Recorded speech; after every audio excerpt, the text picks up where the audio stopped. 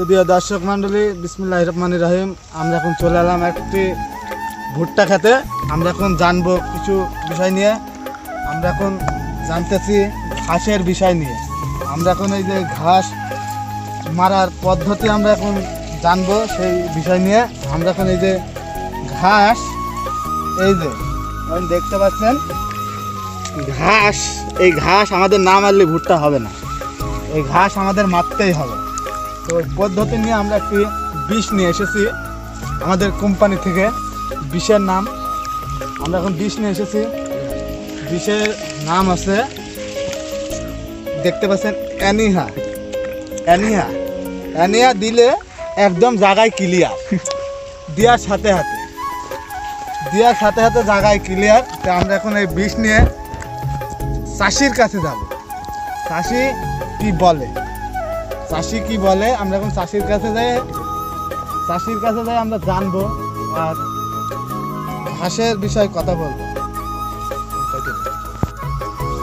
আমরা এখন চলে আসলাম একটি চাষির কাছে। তো চাষিটার নাম হচ্ছে নাহিদ ভাই। নাহিদ ভাই তো আপনার নাম? আমরা এখন জানবো ভাই ভুট্টা খেত নিয়ে।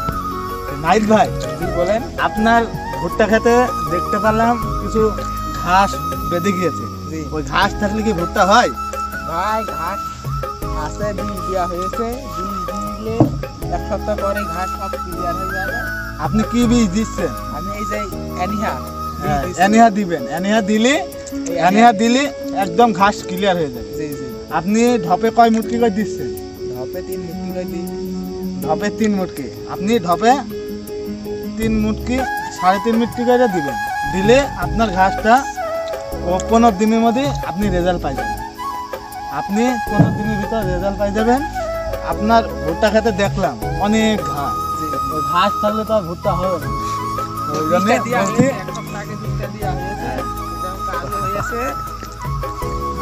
আপনি দিবেন। দিলে আমরা এখন চলে যাবো একটু ভুট্টা খেতে চাষির সাথে। ভুট্টা খেতে চলে এলাম কিছু ঘাসের বিষয় চাষির কাছে জানবো। এই যে ঘাস দেওয়া হয়েছে, কেবল পাতা কেবল হলুদ হয়েছে, 4 দিন দেওয়া হয়েছে, আর 4 দিন পরে একদম। হ্যাঁ, এই যে ভালোই তো রেজাল্ট দেখা যাচ্ছে। হ্যাঁ, আপনারা এই যে রেজাল্ট দেখা যাচ্ছে। ঘাস কেবল ক্যামেরা একটু কাছে নেন। এই যে ঘাস ভালোই দেখা যাচ্ছে, মরেছে, মাথা কেবল পুড়ে সাদা হয়েছে। চেষ্টা করেন, হয়ে যাবে ইনশাল্লাহ। তো আমরা পরবর্তী ভিডিও আমরা নিয়ে আসার জন্য